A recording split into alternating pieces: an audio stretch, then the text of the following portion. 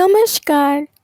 शब्द विन्यास 666 पर आप सभी मित्रों का पुनः पुनः स्वागत और अभिनंदन। हिंदी साहित्य के इस मंच पर हमारे साथ बने रहने के लिए आप सभी का बहुत बहुत शुक्रिया। आज के सफ़र के इस पड़ाव पर है हरिशंकर परसाई जी की व्यंग्य रचना वैष्णो की फिसलन। तो हम भी सुनते हैं एक कटु तिक्त चुटीला व्यंग। तो सुनना प्रारंभ करें। वैष्णो करोड़पति है, भगवान विष्णु का मंदिर जायदाद लगी है। भगवान सूदखोरी करते हैं, ब्याज से कर्ज देते हैं। वैष्णो 2 घंटे भगवान विष्णु की पूजा करता है, फिर गादी तकिए वाली बैठक में आकर धर्म को धंधे से जोड़ता है। धर्म धंधे से जुड़ जाए इसी को योग कहते हैं। कर्ज लेने वाले आते हैं, विष्णु भगवान का वे मुनीम हो जाते हैं। कर्ज लेने वालों से दस्तावेज लिखवाता है। दस्तावेज लिख दी। रामलाल वल्द श्यामलाल ने भगवान विष्णु वल्द नामालूम को ऐसा जो कि वैष्णो बहुत दिनों से विष्णु के पिता के नाम की तलाश में है, पर वह मिल नहीं रहा। मिल जाए तो वल्दियत ठीक हो जाए। वैष्णो के नंबर 2 का बहुत पैसा हो गया है। कई एजेंसियां ले रखी हैं, स्टॉकिस्ट हैं। जब चाहे माल दबाकर ब्लैक करने लगता है, मगर 2 घंटे विष्णु पूजा में कभी नागा नहीं करता। सब प्रभु की कृपा से हो रहा है। उसके प्रभु भी शायद 2 नंबरी हैं। 1 नंबरी होते तो ऐसा नहीं करने देते। वैष्णो सोचता है, अपार नंबर 2 का पैसा इकट्ठा हो गया है, इसका क्या किया जाए? बढ़ता ही जाता है। प्रभु की लीला है, वही आदेश देंगे कि क्या किया जाए। वैष्णो एक दिन प्रभु की पूजा के बाद हाथ जोड़कर प्रार्थना करने लगा। प्रभु, आपके ही आशीर्वाद से मेरे पास इतना सारा 2 नंबर का धन इकट्ठा हो गया है। अब मैं इसका क्या करूं? आप ही रास्ता बताइए, मैं इसका क्या करूं? प्रभु कष्ट हरो सबका। तभी वैष्णो की शुद्ध आत्मा से आवाज उठी, अधम, माया जोड़ी है तो माया का उपयोग भी सीख। तू एक बड़ा होटल खोल। आजकल होटल बहुत चल रहे हैं। वैष्णो ने प्रभु का आदेश मानकर एक विशाल होटल बनवाया। बहुत अच्छे कमरे, खूबसूरत बाथरूम, नीचे लॉन्ड्री, नाई की दुकान, टैक्सियाँ, बाहर बढ़िया लॉन, ऊपर टेरेस गार्डन। और वैष्णो ने खूब विज्ञापन करवाया।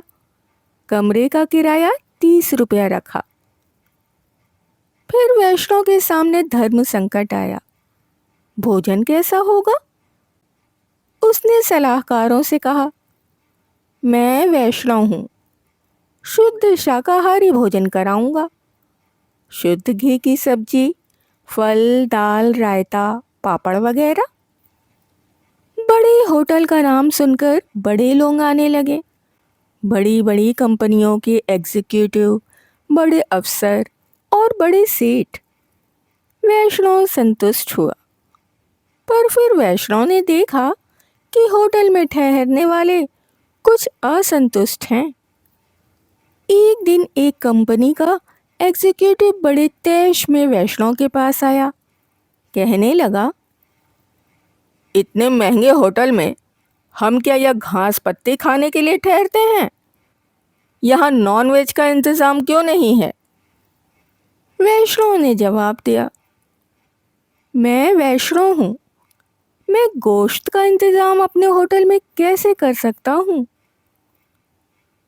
उस आदमी ने कहा, वैष्णो हो तो ढाबा खोलो, आधुनिक होटल क्यों खोलते हो? तुम्हारे यहाँ आगे कोई नहीं ठहरेगा। वैष्णव ने कहा, यह धर्म संकट की बात है, मैं प्रभु से पूछूंगा। उस आदमी ने कहा, हम भी बिजनेस में हैं, हम कोई धर्मात्मा नहीं हैं, न आप न मैं। वैष्णव ने कहा, पर मुझे तो यह सब प्रभु विष्णु ने दिया है, मैं वैष्णव धर्म के प्रतिकूल कैसे जा सकता हूँ? मैं प्रभु के सामने नतमस्तक होकर उनका आदेश लूंगा। दूसरे दिन वैष्णव साष्टांग विष्णु के सामने लेट गया, कहने लगा, प्रभु, यह होटल बैठ जाएगा। ठहरने वाले कहते हैं कि हमें यहाँ बहुत तकलीफ होती है। मैंने तो प्रभु वैष्णव भोजन का प्रबंध किया है, पर वे मांस मांगते हैं। अब मैं क्या करूं? वैष्णव की शुद्ध आत्मा से आवाज आई, मूर्ख, गांधी जी से बड़ा वैष्णव इस युग में कौन हुआ है? गांधी का भजन है, वैष्णव जन तो तेड़े कहिए, जे पीर पराई जाने रे। तू इन होटल में रहने वालों की पीर क्यों नहीं जानता? उन्हें इच्छानुसार खाना नहीं मिलता। इनकी पीर तू समझ और उस पीर को दूर कर। वैष्णव समझ गया। उसने जल्दी ही गोश्त, मुर्गा, मछली का इंतज़ाम करवा दिया। होटल के ग्राहक बढ़ने लगे, मगर एक दिन फिर वही एग्जीक्यूटिव आया, कहने लगा, हाँ अब ठीक है, मांसाहार अच्छा मिलने लगा, पर एक बात है। वैष्णव ने पूछा, क्या? उसने जवाब दिया, गोश्त के पचने की दवाई भी तो चाहिए। वैष्णव ने कहा, लवण भास्कर चूर्ण का इंतजाम करवा दूं? एग्जीक्यूटिव ने माथा ठोका, कहने लगा, आप कुछ नहीं समझते। मेरा मतलब है शराब। यहाँ बार खोलिए। वैष्णव सन्न रह गया। शराब यहाँ कैसे पी जाएगी? मैं प्रभु के चरणामृत का प्रबंध तो कर सकता हूँ, पर मदिरा? हे राम! दूसरे दिन वैष्णव ने फिर प्रभु से कहा, प्रभु, वे लोग मदिरा मांगते हैं, मैं आपका भक्त मदिरा कैसे पिला सकता हूँ? वैष्णव की पवित्र आत्मा से आवाज आई, मूर्ख, तू क्या होटल बिठाना चाहता है? देवता सोम रस पीते थे, वही सोम रस यह मदिरा है। इसमें तेरा वैष्णव धर्म कहाँ भंग होता है? सामवेद में 63 श्लोक सोम रस अर्थात मदिरा की स्तुति में हैं। तुझे धर्म की समझ है या नहीं? वैष्णव समझ गया। उसने होटल में बार खोल दिया। अब होटल ठाठ से चलने लगा। वैष्णव खुश था। फिर एक दिन एक आदमी आया, कहने लगा, अब होटल ठीक है, शराब भी है, गोश्त भी है, मगर मरा हुआ गोश्त है, हमें जिंदा गोश्त भी चाहिए। वैष्णव ने पूछा, यह जिंदा गोश्त कैसा होता है?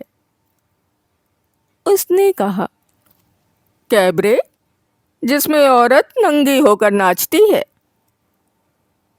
वैष्णव ने कहा, अरे बाप रे।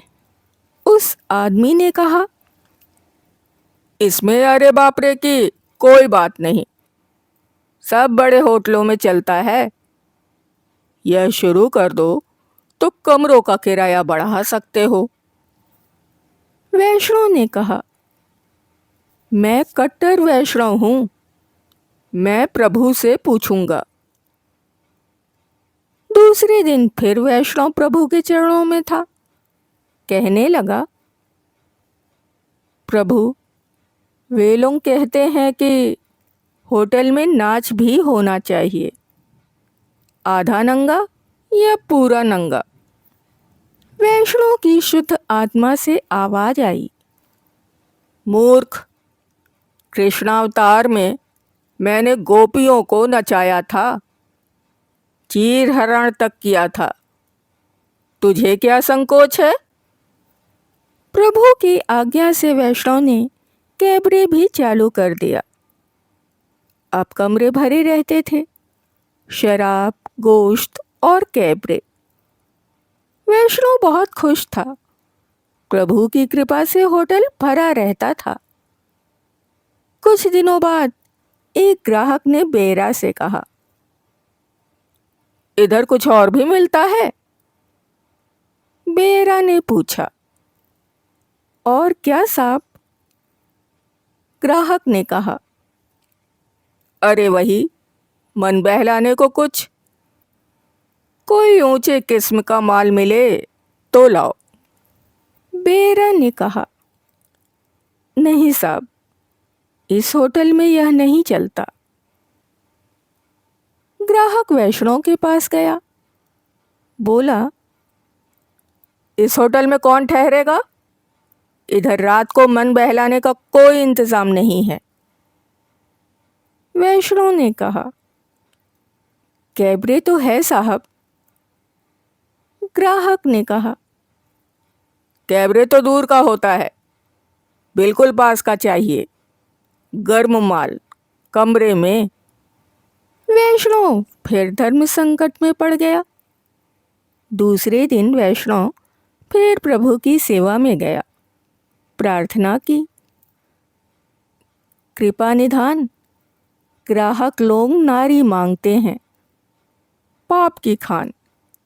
मैं तो इस पाप की खान से जहां तक बनता है दूर रहता हूं।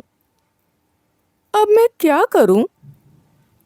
वैष्णव की शुद्ध आत्मा से आवाज आई, मूर्ख, यह तो प्रकृति और पुरुष का संयोग है, इसमें क्या पाप और पुण्य? चलने दे। वैष्णव ने बेरों से कहा, चुपचाप इंतजाम कर दिया करो, जरा पुलिस से बचकर 25% भगवान की भेंट ले लिया करो। अब वैष्णव का होटल खूब चलने लगा, शराब, गोश्त, कैबरे और औरत। वैष्णव धर्म बराबर निभ रहा है, इधर यह भी चल रहा है। वैष्णव ने धर्म को धंधे से खूब जोड़ा है। तो ये थी परसाई जी की व्यंग्य रचना वैष्णव की फिसलन। रचना के बारे में अपने विचार हमसे अवश्य ही साझा करिए। पसंद आई हो तो लाइक करें, मित्रों और परिवारजनों में शेयर भी करें। जो भी सदस्य पहली बार चैनल पर आए हैं वो चैनल को सब्सक्राइब कर लें और बेल आइकन को दबाना बिल्कुल भी ना भूलें। रचनाओं और उनके प्रस्तुतिकरण से संबंधित यदि कोई विचार, सुझाव, आलोचना या फरमाइश आपके पास हो तो उसे कमेंट्स के जरिए हम तक आने दें। इसके अतिरिक्त अपने पसंद की कोई कहानी, उपन्यास या अपने पसंदीदा किसी लेखक की कोई रचना यदि आप हमारे द्वारा इस मंच के द्वारा सुनना चाहते हैं तो उसके लिए भी आप कमेंट्स में हमें लिख सकते हैं। अभी के लिए विदा, शुक्रिया।